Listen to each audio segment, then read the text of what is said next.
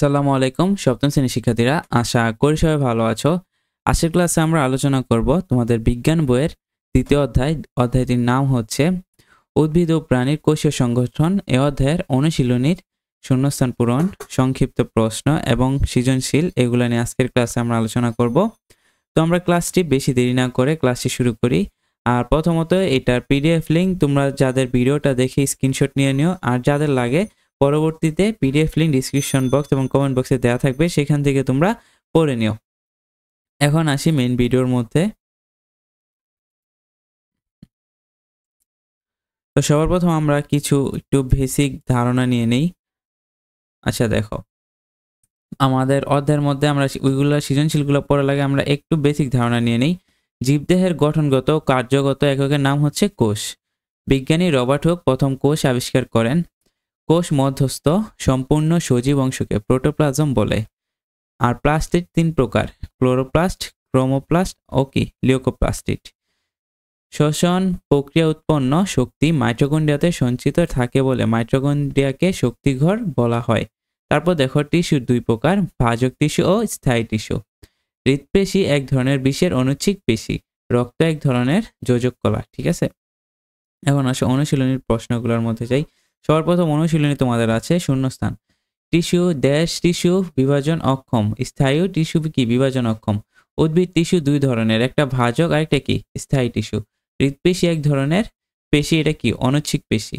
মস্তিষ্ক সংখ্যা দ্বারা গঠিত। মস্তিষ্ক অসংখ্য নিউরন দ্বারা গঠিত। কোষের পাওয়ার হাউস বলা হয়। মাইটোকন্ড্রিয়াকে কোষের পাওয়ার হাউস বলা হয়। ওকে, দেন আমরা সংক্ষিপ্ত প্রশ্নগুলো আলোচনা করি। পেশির কাজ বর্ণনা করো। দেখো, পেশির কাজ কি কি? দেহের আকৃতি দান করে, অস্থি সঞ্চালনে সহায়তা করে, নাড়াচড়া ও চলাচলে সাহায্য করে, দেহের ভেতরে অঙ্গগুলো রক্ষা করে। হৃৎপেশি দেহের রক্ত সঞ্চালনে সহায়তা করে। 2 নম্বরটায় আসো। আবরণী টিস্যুর বৈশিষ্ট্যগুলো হলো, আবরণী টিস্যুর বৈশিষ্ট্যগুলো লিখতে বলছে। টিস্যুগুলো এক বা একাধিক স্তরে সাজানো থাকে। কোষগুলো একটি পাতলা ভিত্তি পর্দার উপর সাজানো থাকে। এতে রক্তবাহিকা বা তন্তু থাকে না। কোনো অন্তঃকোষীয় ধাত্র থাকে না। দেন 3 নাম্বারটা কি? দেখো, নিউক্লিয়াসের গঠন বর্ণনা করা। আচ্ছা, নিউক্লিয়াসের গঠন কয়টা? 4টা। দেখো কি কি থাকে? নিউক্লিয়ার পর্দা থাকে। সজীব ও দ্বিস্তর বিশিষ্ট পর্দা দিয়ে প্রতিটি নিউক্লিয়াস আবৃত থাকে, তাকে নিউক্লিয়ার পর্দা বলে। নিউক্লিয়ার পর্দা অসংখ্য ছিদ্রযুক্ত। এসব ছিদ্রের নাম হচ্ছে নিউক্লিয়ার রন্ধ্র। দেখো, নিউক্লিয়ার পর্দার পরে কি নিউক্লিওলাস। নিউক্লিয়াসের অভ্যন্তরে অবস্থিত ক্ষুদ্র গোলাকার উজ্জ্বল অপেক্ষাকৃত ঘন বস্তুটি নাম হচ্ছে নিউক্লিওলাস নামে পরিচিত। সাধারণত প্রতি নিউক্লিয়াসে একটি নিউক্লিওলাস থাকে। নিউক্লিয় জালিকা বা ক্রোমাটিন তন্তু।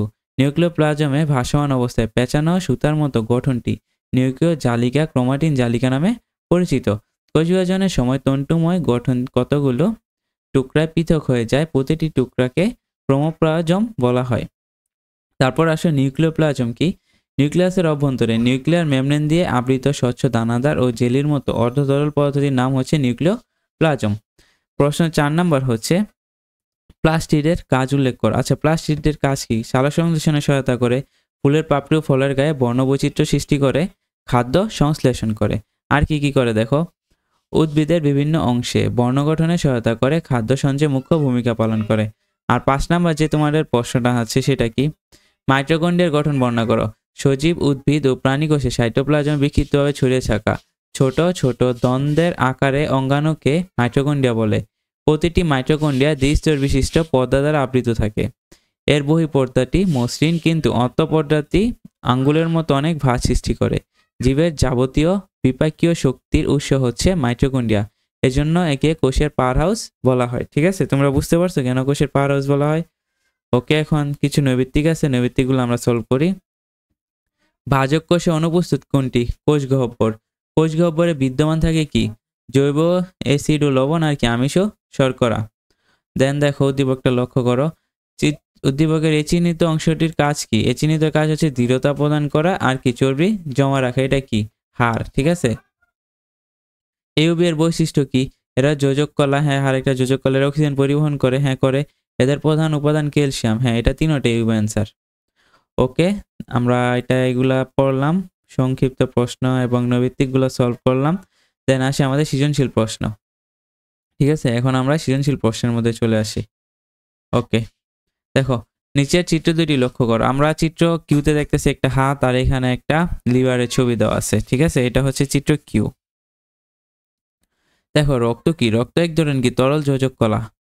রক্ত এক প্রকার তরল যোজক কলা, ঠিক আছে? আবরণী টিস্যু বলতে কি বোঝায়? ওকে, আমরা দেখি আবরণী টিস্যু বলতে কি বোঝায়। যে টিস্যু দেহের খোল অংশকে ঢেকে রাখে এবং দেহের ভেতরে আবরণ তৈরি করে তাকে আবরণী টিস্যু বলে। আমাদের ত্বকের বাইরে আবরণ, মুখ গহ্বরের আবরণ ইত্যাদি আবরণী কলা দিয়ে গঠিত। দেহের বিভিন্ন গ্রন্থিগুলো আবরণী টিস্যু দিয়ে তৈরি, ঠিক আছে? আর গ নাম্বার দেখো পি চিত্রে অস্থির গুরুত্ব। আচ্ছা, মানে আমাদের হাতের ক্ষেত্রে অস্থির গুরুত্ব। দেখো জীবকের উল্লেখিত পি চিত্রটি একটি হাতের চিত্র। হাতের অস্থি ও পেশিকে আমরা ইচ্ছামতো চালনা করতে পারি। এদের আমরা যেভাবে চালাই সেভাবেই চলে। যে পেশি আমরা ইচ্ছামতো সংকুচিত ও প্রসারিত করে দেহের বিভিন্ন অঙ্গ সঞ্চালন করতে পারি তাকে ঐচ্ছিক পেশি বলে। এই পেশি অস্থির সাথে লেগে থাকে, আমাদের অঙ্গ সঞ্চালনে সাহায্য করে। আমরা যখন কনি বাঁকা করি তখন ঊর্ধ্ব বাহুর সামনের দিকে পেশি সংকুচিত হয়, নিম্ন বাহুকে টেনে বাঁকা করে। এই যে দেখো আমরা যখন এটা ধরো আমাদের হাত, এই যে ধরো আমাদের হাত, এটা তো আমরা তো এরকম থাকে। এটা কি? এটা ধরো আমাদের পেশিটা, ঠিক আছে? তো আমরা এটাকে কি ইচ্ছামতো সংকুচিত এবং প্রসারিত করতে পারি। যখন আমরা কনি বাঁকা বলি ঊর্ধ্ববাহু সামনের দিকে সংকুচিত, নিম্নবাহু টান করে, মানে এই যে এটা সামনের দিকে যায় আর এটা কি হয়? সংকুচিত হয়, ঠিক আছে? এছাড়া এই ধরনের অস্থি হাতের দৃঢ়তা প্রদান করে, মানে দৃঢ়তা বলতে হাতের কি শক্তি প্রদান করে। তাই পি চিত্রে হাতের সঞ্চালনে অস্থির গুরুত্ব অপরিসীম। আমাদের হাতের মধ্যে যদি অস্থি না থাকে তাহলে কি আমরা হাতে কোনো এনার্জি পাবো বা আমরা কোনো কি শক্তি পাবো না, ঠিক আছে? তারপর দেখো পি ও কিউ চিত্রের পেশি টিস্যুর তুলনামূলক আলোচনা করো। মানে পি আর কিউ যে টিস্যু দেওয়া গঠিত এটার কি তুলনামূলক আলোচনা করা লাগবে। দেখো আমাদের উদ্দীপকে পি এ হাত, চিত্র কিউ এ পাকস্থলী চিত্র দেখানো হয়েছে। নিচেতে তুলনামূলক আলোচনা করা হলো। দেখো পি হচ্ছে ঐচ্ছিক পেশি আর পাকস্থলীর যেই পেশি ওইটা কি অনৈচ্ছিক পেশি। ঐচ্ছিক পেশি বলতে আমরা ইচ্ছা মতো সংকুচিত এবং প্রসারিত করতে পারি, কিন্তু আমরা কি কখনো পাকস্থলীর পেশিকে ইচ্ছা মতো সংকুচিত অথবা প্রসারিত করতে পারবো না। তো দেখো ঐচ্ছিক পেশির কি কি আছে।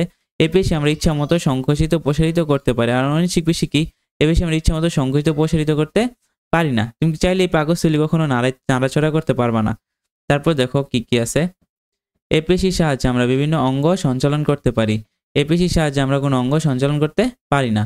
তারপর দেখো এই পেশি হাড়ের সাথে লেগে থাকে, আমাদের অঙ্গ সঞ্চালনে সাহায্য করে। এই পেশি হাড়ের সাথে লেগে থাকে না। হ্যাঁ, পাকস্থলীর পেশি কিন্তু আলাদা, এটা কি কিন্তু হাড়ের সাথে লেগে থাকে না। তারপর দেখো 4 নাম্বার বহিত্বক, হাত পা ইত্যাদি এই পেশি দিয়ে গঠিত। বিশেষ করে অত্যত্বক যেমন পাকস্থলী, হৃৎপিণ্ড, যকৃৎ ইত্যাদি এই পেশি দিয়ে গঠিত। বহিত্বক বলতে বোঝায় কি? আমাদের বাইরের ত্বকগুলা যেগুলা থাকে হাত পা, এগুলা কি এই পেশিতে গঠিত। আর যেমন ভিতরে আমাদের পেটের ভিতরে থাকে পাকস্থলী, হৃৎপিণ্ড, যকৃৎ, এগুলা কি এই পেশি দ্বারা গঠিত, মানে এগুলা কি অনৈচ্ছিক পেশি দ্বারা গঠিত। তো শিক্ষার্থীরা তোমরা হয়তো সৃজনশীলটা ভালো মতো বুঝতে পারছো এবং আমি পড়ানোর কারণে তোমাদের হয়তো সৃজনশীলটা মুখস্থ হয়ে গেছে। নেক্সট ক্লাসে আমরা সৃজনশীল 2 নিয়ে আলোচনা করব। ভিডিওটা ভালো লাগলে একটা লাইক দিবা। আল্লাহ হাফেজ।